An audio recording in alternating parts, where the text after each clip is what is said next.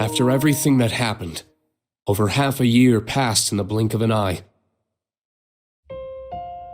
With the end of the Great Twilight, an armistice was declared on the second day of the Great War. Supreme Commander Van Dyke and Lieutenant General Bright worked together to minimize casualties during the negotiations. Meanwhile, the media reported that Emperor Eugen would return to the throne after recovering from his surgery. This was broadcast around the world, in tandem with the declaration that Calvert played no part in the assassination attempt. However, the truth only ended up plunging the empire into greater turmoil and spurred a storm of criticism from other countries. Amid the chaos, Governor Regnitz stepped in to try to bring the situation under control. He issued the order for Erebonian troops to immediately return to the empire. Many feared that Calvert might take this opportunity to strike back, but such fears proved to be unfounded. I can only assume it was because Calvert didn't want to take any chances against the far stronger Erebonian army. For the people of Erebonia, it was as if they had woken up from a nightmare. On the other hand, the people of Calvert began to criticize the empire all the more fiercely. Fortunately, due to the evacuation efforts on the first day of the war, civilian casualties were kept to a minimum. President Rocksmith, nearing the end of his term, made careful efforts to placate his citizens. However, he found himself under serious pressure from the new president-elect and was made to demand astronomical reparations from the empire. The provisional government in Erebonia, led by Governor Regnitz, was forced to negotiate. As part of the negotiations, he demanded that Calvert pledge to not invade Crossbell. Liberal, Remiferia, and the holy city of Arteria agreed, and jointly mounted pressure on the Republic to keep its troops within its borders. Reparations were eventually made, mostly funded by the Erebonian government, the Imperial family, the Reinford Group, and House Cayenne. As the Imperial army withdrew from Crossbell, discussions began between the Empire and Speaker McDowell. But the Governor-General's personal defense force refused to stand down and took control of the city themselves. Rufus condemned their actions from prison, but they refused to back down, and the threat of a Calvardian invasion began to loom. So, the Crossbell Guardian Force, formerly the Crossbell Military Police, worked with the citizens to devise a solution. And on the day of Arkanseal's star-studded comeback performance, the Governor-General's defense force was quickly subdued by citizen volunteers, and Crossbell was free once more. At the heart of the operation were the officers of the Special Support Section, saving their country yet again. While foreign affairs were steadily heading in the right direction, Erebonia's domestic issues showed no signs of stopping. With the news of Chancellor Osborne's death, the nobles he had kept in check scrambled to reclaim their former power. Class warfare broke out once more, and though the imperial family tried to restore order, rumors of Prince Cedric's role in the Chancellor's warmongering caused their pleas to fall on deaf ears. The Crown Prince's mysterious disappearance only put them in a more difficult position. Just when things seemed their worst, Princess Alphen and the newly returned Prince Olivert engaged the public directly and sincerely. As a result, the imperial family slowly started to win back the people's trust the continent over. Meanwhile, news of Crossbell's liberation stirred talk of independence in Jirai and North Ambria. Some argued, however, that the 10 years Jirai had spent as an SEZ had bolstered its economy and reduced poverty. The issue is still hotly debated, and those in charge are monitoring the situation carefully for fear of more conflict igniting. Though Chancellor Osborne's right-hand man, Governor-General Rufus Albarea, was apprehended, Majors Lecter Arundel and Claire Revelt managed to avoid arrest. Not only that, but they remained at the Intelligence Division and the RMP, respectively, focusing their efforts on restoring order to their country. That said, both groups lost their position as government organizations and underwent extensive restructuring.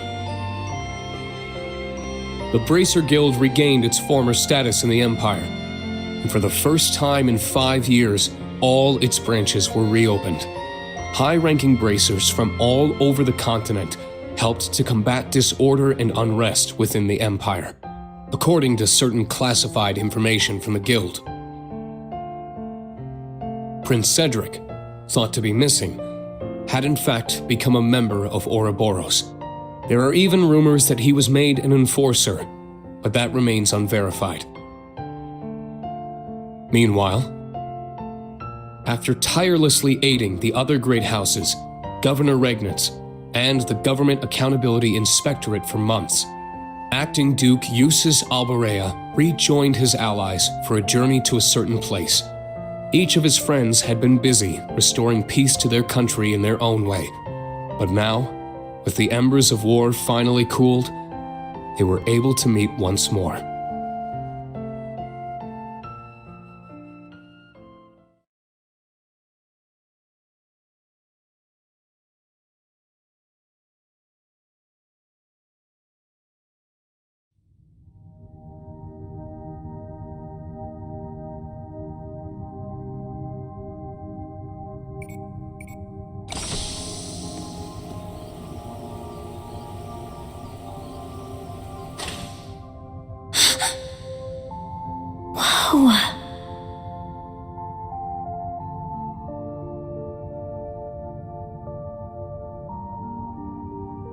A backup OZ-74 unit. So your dad prepared this, Elisa? That's right. He must have worked on it in the brief moments when he was himself. It couldn't have been an easy secret to keep from the Ebon Knight. Your father was a great man. Damn right. Can't be easy fooling someone who's in your head. For real. It seems like the mana inside is stable. And it should be easy to work with such a pure soul as hers. We'll be right here to help whenever you're ready. Go ahead, Eustace.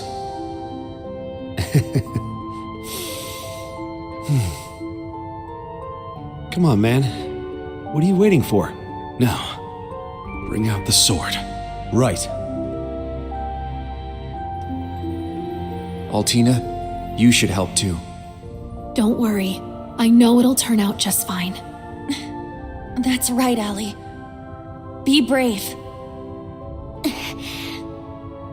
I will.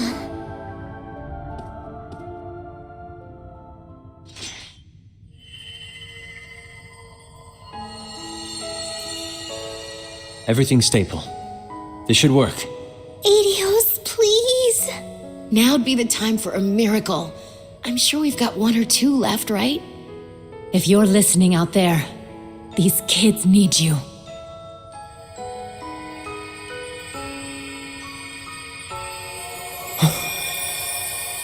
The sword.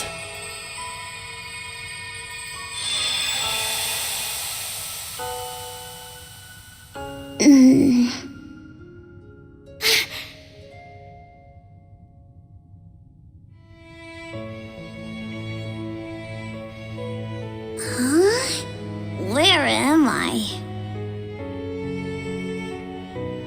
Rean? Tilly? What are you guys doing here? Eustace? What gives? You look like you've seen a ghost. Wait, what happened?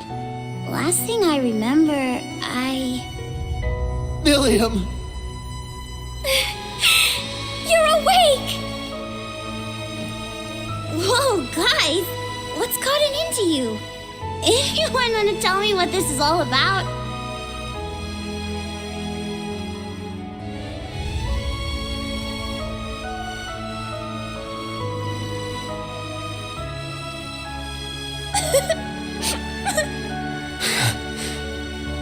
It's kind of a long story. So much happened while you were asleep. But before we get to all that...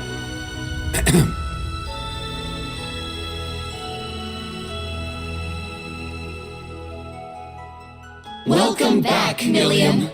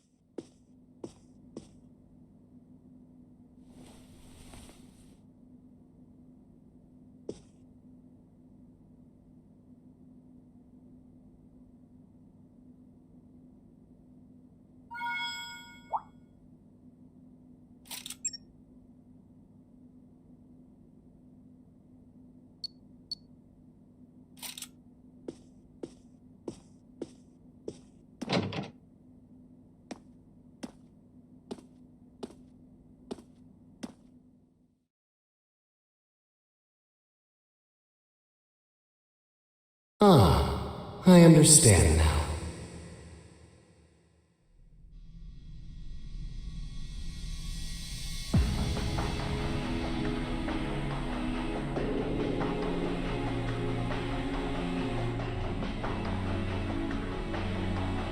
However, it seems the situation is slightly beyond the scope of our expectations. The seventh Anguis has been lost to us, while the second continues her leave of absence. Though perhaps the biggest surprise is that neither the Stalritter nor McBurn have returned. Well, old McBurn's finally gone out on a journey of self-discovery. Little too late if you ask me, though. As for the Stalritter, it seems like they've decided to branch off on their own. That's hardly a cause for concern. The second Anguis is a careful, calculating woman. She's sure to cooperate with the next plan. When she does return, I'm certain McBurn and the Stalritter will follow. And perhaps even Blue Blanc and Luciola too. Though, I think it's safe to say Kruger's never coming back. That makes her the fourth total dropout after Luve, Joshua, and Rean. We've gained quite the interesting little pawn in her place, though, wouldn't you say? The magic swelling in his ancient blood is quite something. A promising newcomer if ever we've had one. I suppose. Though he still knows so little about the world, he might need a babysitter for quite some time. Regardless, let us leave the enforcers to their own discretion.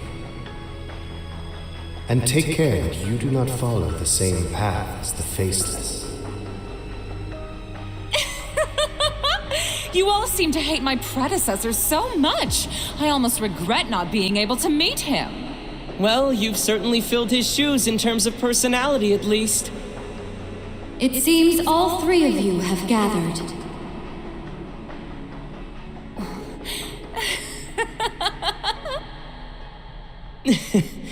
So, you've arrived. Welcome, O Grand Master.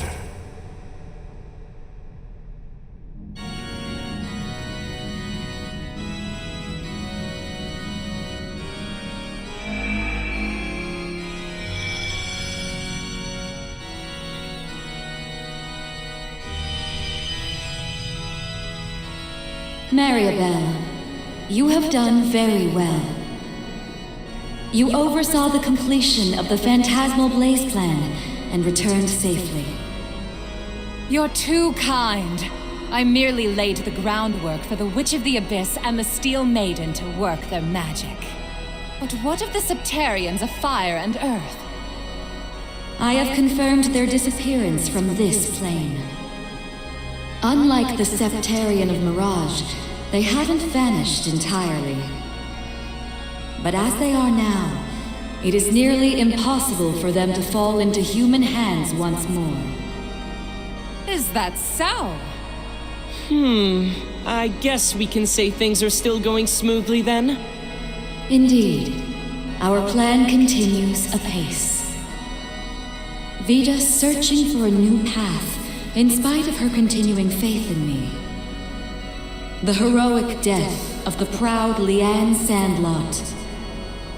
McBurn, the former overlord of the Beyond, realizing the truth of his home. And even the departures of Joshua, Rean, and Sharon were all valuable parts of the process.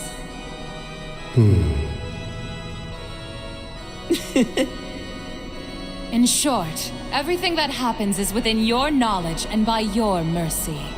To be honest, it's simply incredible. Your very existence is akin to Ars Magna. No, I am but a shadow.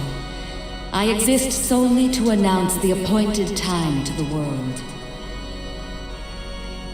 The other Anguis may not be present, but I shall make this declaration here and now. The world has escaped the Great Twilight, extending its lifespan ever so slightly. 3 years yet remain, until all returns to primordial nothingness. The third stage of the Orpheus Final Plan, the Eternal Recurrence Plan, begins now.